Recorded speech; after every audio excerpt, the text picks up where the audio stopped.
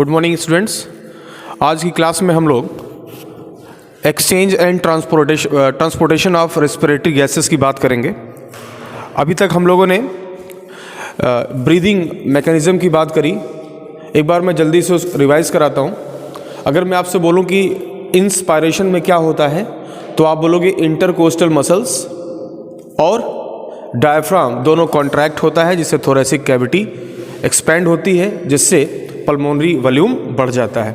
और एक्सपायरेशन में क्या होगा, इंटरकोस्टल मसल्स और डायफ्राम दोनों रिलैक्स हो जाते हैं, जिससे थोरेसिक कैविटी का जो वॉल्यूम है वो कम होता है, पल्मोनरी वॉल्यूम भी कम हो जाता है, और जो कि फेवरेबल कंडीशन है एक्सपायरेशन की। All of these are the mechanism of breathing. Now breathing हम करते किस लिए हैं? गैसेस एक्सचेंज कराने के लिए। आज के लेक्चर में हम लोग exchange and transportation of respiratory gases की बात करेंगे। देखिए यहाँ पर ये जो डायग्राम बना हुआ है, this sac like structure is what alveoli. Alveoli, और आपको बता दें कि एल्वियोलाई ही है जो साइट ऑफ गैसियस एक्सचेंज है। गैसेस के एक्सचेंज के लिए जो साइट है वो कौन है? एल्वियोलाई। और आपको पता है एल्वियोलाई रीजन के पास टफ्ट ऑफ कैपिलरीज का नेटवर्क होता है, और जिसमें डिफ्यूज़न के थ्रू गैसेस पास होती हैं। कौन सा? Simple diffusion. सिंपल डिफ्यूज़न के थ्रू गैसेस का एक्सचेंज होता है, राइट। तो अगर मैं आपसे पूछूं कि गैसेस एक्सचेंज कहाँ पर होगा, देखो एटमॉस्फेयर से आपने एयर ब्रीथ इन किया, एयर कहाँ पहुंची? एल्वियोलर सैक में। फिर यहाँ से these are the endothelium cells या lining of capillary, blood capillary में। मैंने आपसे क्या कहा? एटमॉस्फेयर से गैसेस एल्वियोलर सैक में, और एल्वियोलर सैक से ब्लड कैपिलरी में, मतलब ब्लड में पहुंच गई। तो ये एक्सचेंज जो हो रहा है from atmosphere to alveoli, alveoli to blood capillaries to blood tissue, तो ये सब किस प्रोसेस के थ्रू होता है बच्चों? Simple diffusion, right. तो दूसरा क्वेश्चन यहाँ पर ये बनता है कि सिंपल डिफ्यूजन जो हो रहा है, जिससे गैसेस एक्सचेंज हो रहा है, वो किन फैक्टर्स पे डिपेंड करता है? आप यहाँ पर लिख लें कि सिंपल डिफ्यूजन का जो रेट होगा इन दिस केस डिपेंड करेगा दो फैक्टर्स पर। सॉल्युबिलिटी ऑफ गैसेस, यानी जिन गैसेस का एक्सचेंज हो रहा है, डिफ्यूजन हो रहा है, उनकी सॉल्युबिलिटी कितनी है। दूसरा, thickness of membrane. Thickness of membrane, जो डिफ्यूज़न जिस मेम्ब्रेन के क्रॉस हो रहा है उस मेम्ब्रेन की थिकनेस कितनी है, और जिन गैसेस का ट्रांसपोर्टेशन या डिफ्यूज़न हो रहा है उनकी सॉल्युबिलिटी क्या है। ये दो फैक्टर्स हैं जो जिस पर डिपेंड करता है कि what will be the rate of diffusion during exchange of gases, right. आइए यहाँ देखते हैं हम। ये एल्वियोलर वॉल हो गई, आप देख रहे हो कि सिंगल लाइनिंग है, और यहाँ पर आपसे कोई पूछे कि alveolar wall is lined by, तो आप बोलोगे simple squamous epithelium. Visceral organ हमेशा मोस्टली आप देखोगे सिंपल स्क्वामस एपिथेलियम से लाइंड होती है। तो ये जो सेल्स आपको दिख रही हैं ये सिंपल स्क्वामस एपिथेलियम है। इसी के नीचे आपको ये दिखाया गया है, दिस इज ब्लड कैपिलरी, ये ब्लड कैपिलरी। और ब्लड कैपिलरी भी क्या है? सिंगल सेल लाइंड है, और यहाँ की जो सेल्स होती हैं ब्लड कैपिलरी की, उसको हम लोग क्या बोलते हैं? Endothelium. Means blood capillaries are lined by single layer of endothelium tissues, right. तो आपने क्या देखा? एल्वियोलाई भी सिंगल लेयर थिकनिंग वाली है, और ब्लड कैपिलरी भी है, बीच में ये बेसमेंट मेम्ब्रेन है। अब होगा क्या? एटमॉस्फेयर से आपने ब्रीथ इन किया जब, तो ऑक्सीजन यहाँ पर पहुँचती है, ऑक्सीजन देन डिफ्यूज़न इसका होते हुए ये कहाँ पहुँच जाएगी? कैपिलरी में। लेकिन डिफ्यूज़न जो होता है बच्चों, आपको पता है कि डिफ्यूज़न होने के लिए किसकी ज़रूरत होती है? ग्रेडियंट की ज़रूरत होती है। ग्रेडियंट का मतलब आपको पता है, ग्रेडियंट का सिंपल सा मतलब होता है डिफरेंसेस। वो डिफरेंसेस प्रेशर का भी हो सकता है, वो डिफरेंस कंसंट्रेशन का भी हो सकता है, राइट। तो एटमॉस्फेयर से एल्वेओलाई, एल्वेओलाई से ब्लड कैपिलरी, ब्लड कैपिलरी से टिश्यू, टिश्यू से अगेन एटमॉस्फेयर में पहुंचना, ये किस प्रोसेस के थ्रू होगा? ये सिंपल डिफ्यूजन के थ्रू होगा। और ये सिंपल डिफ्यूजन अपने आप ऐसे नहीं हो जाता है, उसके लिए क्या चाहिए? ग्रेडियंट चाहिए, डिफरेंसेस चाहिए, चाहे वो कंसंट्रेशन का हो, चाहे वो प्रेशर का हो। और यहाँ पर हम प्रेशर डिफरेंस की बात करेंगे। और जब भी कभी रिस्पिरेशन में गैसेस के प्रेशर की बात होती है तो आप यहाँ पर प्रेशर ना लिखकर क्या लिखते हो? Partial pressure. अगर मैं आपसे पूछूं पार्शियल प्रेशर क्या है, तो आप बोलोगे मिक्सचर ऑफ गैसेस में किसी इंडिविजुअल गैस का क्या कंट्रीब्यूशन है प्रेशर के एस्पेक्ट में, वो कहलाता है क्या? Partial pressure, right. Like partial pressure of oxygen. जैसे मैं बात करूँ एटमॉस्फेरिक एयर में, तो वहाँ पर बहुत सारी गैसेस हैं, कार्बन डाइऑक्साइड भी है, सल्फर डाइऑक्साइड है, ऑक्सीजन है, बहुत सारी चीज़ें हैं। तो उनमें किसी एक गैस के कंट्रीब्यूशन की अगर हम बात करें, मान लीजिए हमने कहा कि ऑक्सीजन का प्रेशर, तो आप ऑक्सीजन का प्रेशर ना बोल करके क्या बोलोगे?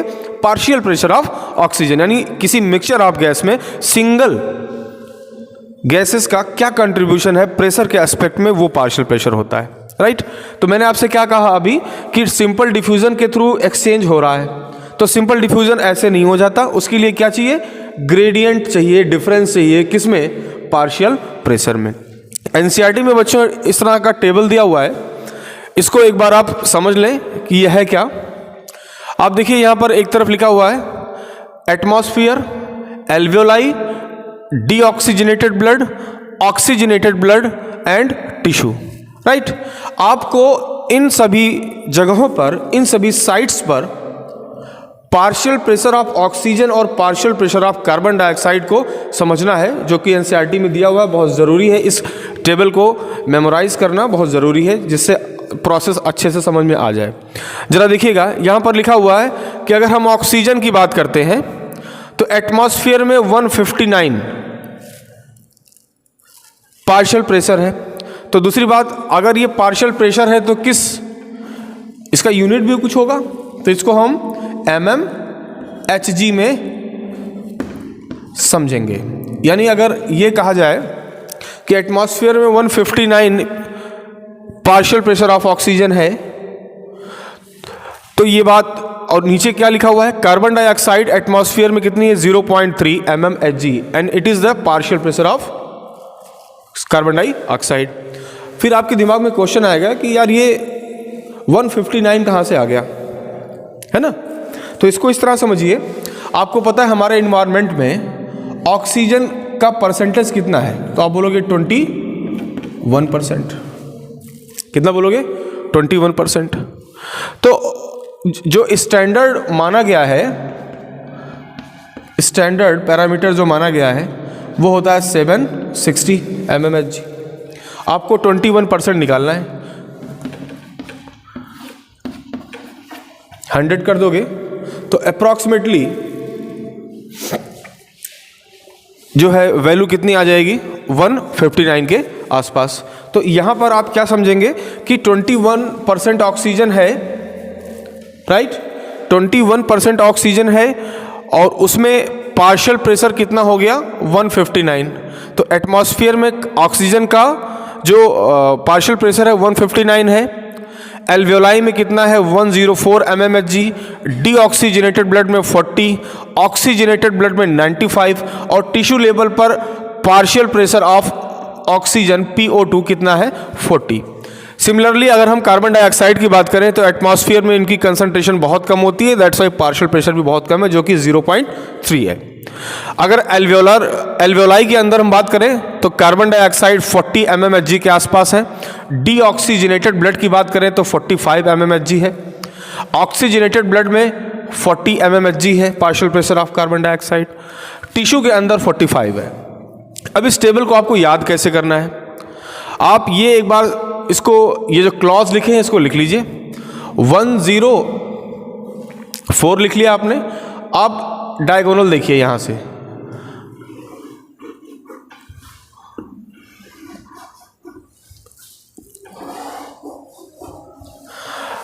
आप देखिए, आपने 159 और 0.3 लिख लिया, फिर नीचे से 40 40 40 ऐसे लिखते चले जाओ, तो ये देखो डायगोनल रिलेशनशिप हो गया ना।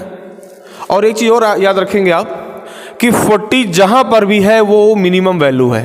आप देखिए 40 mmHg जहाँ पर भी है वो मिनिमम वैल्यू है, यानी दूसरे वाले कॉलम में जो भी कुछ होगा वो एटलीस्ट 40 से ज़्यादा होगा। आप यहाँ देखो, यहाँ भी 40 है तो CO2 कितना है 45, यानी मिनिमम है ना।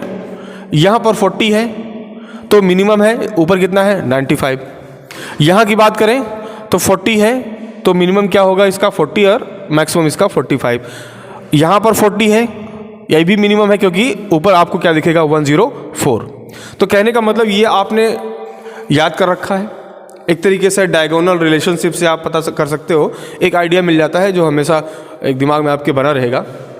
तो मैंने आपको क्या बताया, एनसीईआरटी का जो डायग्राम है कि एटमॉस्फेयर में, एल्वियोलाई में, डीऑक्सीजनेटेड ब्लड में, ऑक्सीजनेटेड ब्लड में, टिश्यू में पार्शियल प्रेशर ऑफ ऑक्सीजन और पार्शियल प्रेशर ऑफ CO2 की रेंज क्या है, क्योंकि यही रेंज गैसियस एक्सचेंज में, डिफ्यूज़न में हेल्प करती है। क्योंकि यही आप देखो, अगर ये डिफरेंस ना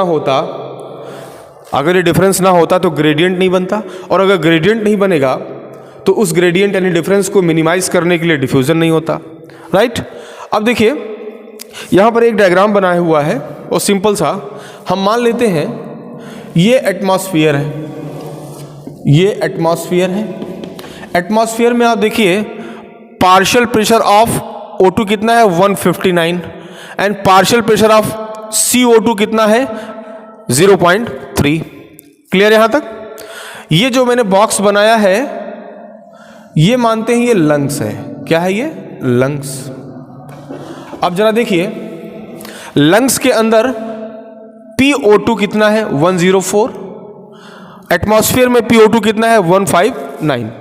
तो एक डिफरेंस क्रिएट हो रहा है ना, प्रेशर ग्रेडियंट क्रिएट हो रहा है। तो प्रेशर ग्रेडियंट मिनिमाइज करने के लिए क्या होगा, यहां से ऑक्सीजन कहां चला आएगा, लंग्स में, एटमॉस्फेयर से। यहीं पर आप ये देख लीजिए PCO2 की वैल्यू कितनी है एटमॉस्फेयर में, बहुत कम 0.3 mmHg, और एट इंस्टेंट टाइम आप देखें लंग्स में कितनी है 40।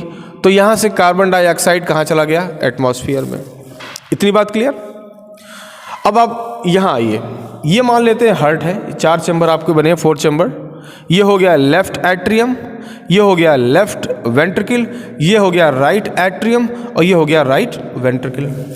क्लियर?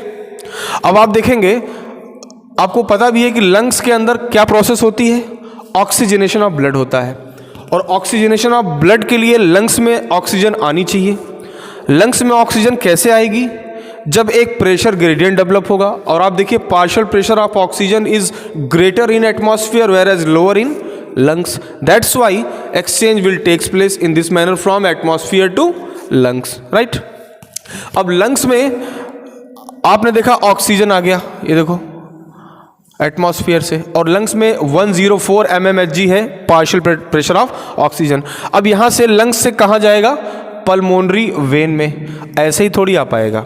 अच्छा, पल्मोनरी वेन में क्या है बेटा, ऑक्सीजनेटेड ब्लड है। अब यहाँ पर देखिए आप, ऑक्सीजनेटेड ब्लड में, कॉलम में देखिए ऑक्सीजनेटेड ब्लड में ऑक्सीजन का पार्शियल प्रेशर कितना है 95। यानी आप अगर यहाँ की बात करो तो यहाँ पर 95 mmHg होगा क्या, PO2, और इसके ऊपर क्या है, लंग्स है, सॉरी यहाँ पे नहीं, यहाँ पर कितना होगा 95 mmHg ऑक्सीजनेटेड ब्लड में। जबकि आप लंग्स में कितना देख रहे हो 104। तो 104 और 95 में जो डिफरेंस है, उसी डिफरेंस को मिनिमाइज करने के लिए ऑक्सीजन यहां चला आएगा। कहां पर, पल्मोनरी वेन में। पल्मोनरी वेन से जो ऑक्सीजनेटेड ब्लड है वो लेफ्ट एट्रियम में आता है। जब ये लेफ्ट एट्रियम फुलफिल हो जाता है तो यहां से आप देखिए डोर्सल एओर्टा ब्लड को लेके आती है, और आप देख रहे हो यहाँ पर ऑक्सीजन रिच ब्लड है, ऑक्सीजनेटेड रिच ब्लड है जो कि टिश्यू की तरफ आ रहा है। जैसे ही टिश्यू में आते हैं, यहाँ ऑक्सीजनेटेड ब्लड में आप लोग कितना देखा है 95 mmHg है PO2, ठीक है, अब आप टिश्यू में देख लीजिए, टिश्यू की बात कर लीजिए। टिश्यू में कितना है बच्चों, देखिए PO2 टिश्यू में कितना है 40 mmHg, और आपके डॉर्सल एओर्टा या आर्टरी में कितना है 95। यहां पर कितना आपको नजर आ रहा है 40, तो 95 से 40 की तरफ मूव कर जाएगा ऑक्सीजन। क्लियर बात। अब आपको ये आप बता सकते हो कि ऑक्सीजनेटेड ब्लड, ये जो डॉर्सल एओर्टा से आर्टरी में ब्लड पहुंचा वो टिश्यू में कैसे पहुंच पाया, क्योंकि 95 mmHg कहाँ था ऑक्सीजनेटेड ब्लड में, और टिश्यू में कितना था PO2 वैल्यू 40, तो ज़्यादा से कम की तरफ डिफरेंस को मिनिमाइज करने के लिए डिफ्यूज़न हो गया। क्लियर बात। अब टिश्यू में ऑक्सीजन जो है पहुंच गया, वो ऑक्सीजन वहाँ पर क्या करेगा, ऑक्सीडेटिव ब्रेकडाउन ऑफ ग्लूकोज करेगा, जिससे क्या होगा, कार्बन डाइऑक्साइड की कंसंट्रेशन कहाँ पर बढ़ेगी टिश्यू में। तो यानी आप टिश्यू में अगर देखें तो कार्बन डाइऑक्साइड का पार्शियल प्रेशर कितना है 45। आप देखो यहाँ पर अगर हम CO2 का पार्शियल प्रेशर देखें तो 45 है। क्लियर बात। और यहीं पर डीऑक्सीजनेटेड ब्लड में आप देख लीजिए, डीऑक्सीजनेटेड ब्लड में अब यहां से CO2 कहां पर आ गया, डीऑक्सीजनेटेड ब्लड में। डीऑक्सीजनेटेड ब्लड में जो CO2 पहुंच गया, अब यहां का ब्लड कैसा हो गया, CO2 रिच ब्लड हो गया। अब ये CO2 रिच ब्लड जैसे ही पहुंचा कहां पर, लंग्स में। आप देखिए यहां पर कि डीऑक्सीजनेटेड ब्लड में CO2 का पार्शियल प्रेशर कितना है 45। क्लियर, यहां पर 45। फिर again a difference must be create here.